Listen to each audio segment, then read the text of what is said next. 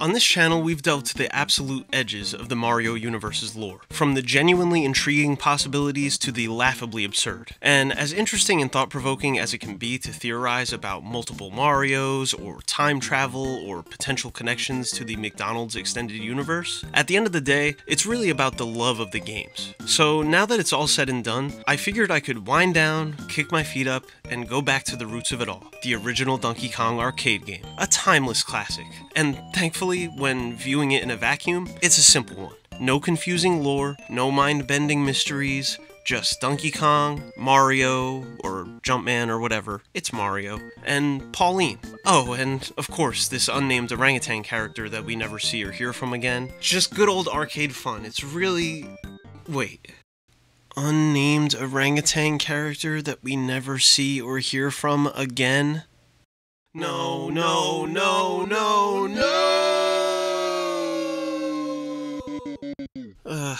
Okay, this character absolutely bewilders me. Despite featuring prominently in the original Donkey Kong game, appearing even before Mario himself does, he is a complete enigma. Not only did I overlook him in my own Kong family tree, but I can't personally find a single mention of him anywhere online. Searches for orangutan character in Donkey Kong arcade game yield no relevant results. The Wikipedia page for the game makes absolutely no mention of him, and he never appears in a game again. I suppose in the past, before my brain had completely morphed or rotted into a headcanon generating machine, I sort of thought that this was just supposed to be Donkey Kong in a different pose. But upon closer inspection, that's definitely not the case. The differences include not only the fur color, but the actual head shape and size, positioning of the shoulders, length of the arms. This is definitely a different Kong than Donkey, and the orange coloration and long arms make it pretty clear that it's an orangutan. Even worse, as you progress through the game's 4 levels, additional orangutans stack perpetually higher upon each other's shoulders. So it's not just one mystery ape,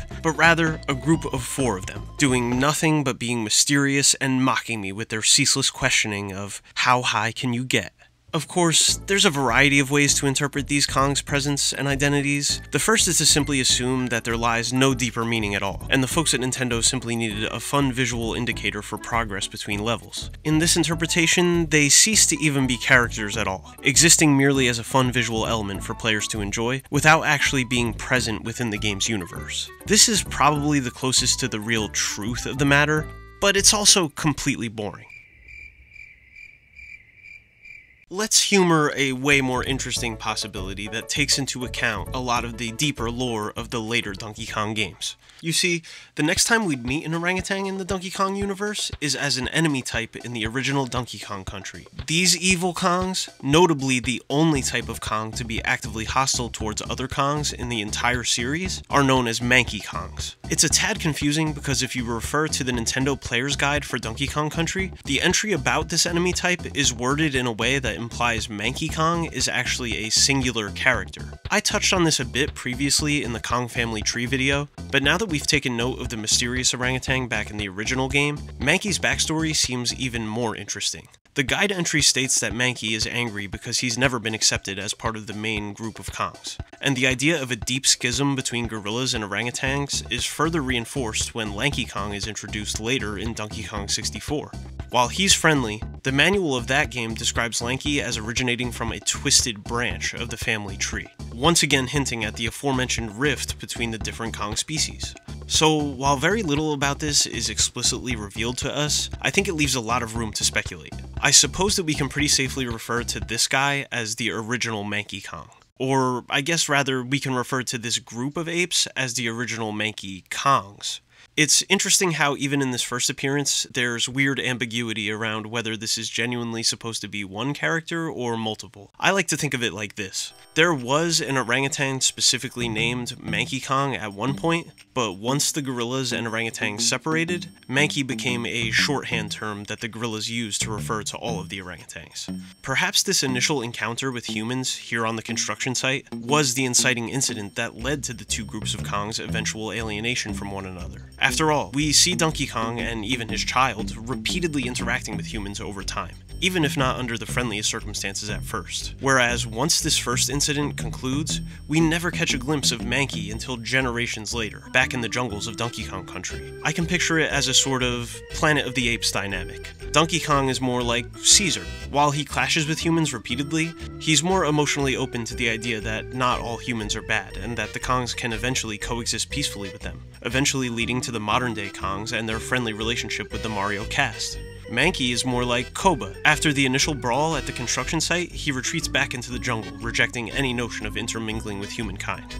This ideological rift leads to the orangutans living in isolation, perhaps even inbreeding, with the more limited biodiversity leading to their mangy, awkward appearances. At some point, a few Mankeys defect and begin to coexist with the other Kongs, leading to well-meaning folks like Lanky. It's a harrowing commentary on how the different ideologies of the Kong groups lead them down totally distinct paths over the course of multiple generations. And that's before we even consider the strangeness of the other apes we see. Diddy Kong is constantly referred to as a chimp, despite the fact that he has a tail, which chimps explicitly don't. This means Diddy most likely has to be a spider monkey, which is even weirder when you consider the fact that Dixie looks almost identical to Diddy anatomically, except she doesn't have a tail, so she probably is a chimp.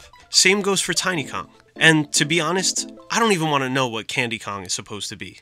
This is just weird.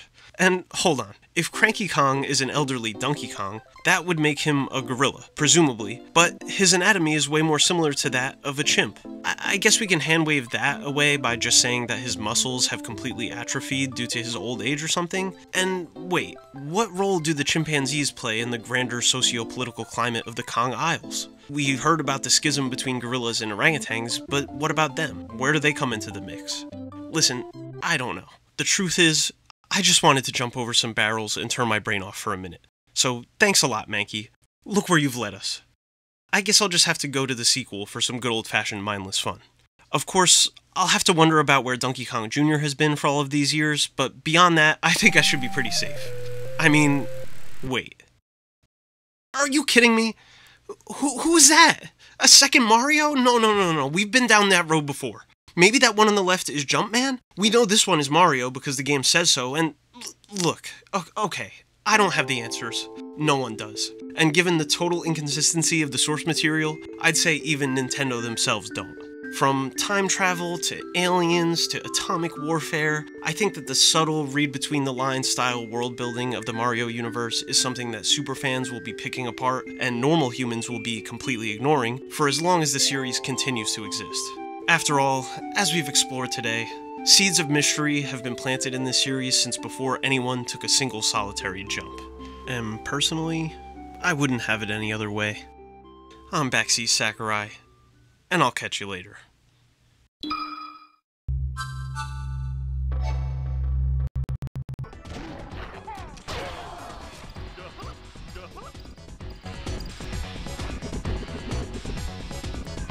Dude, this game is a load of hogwash.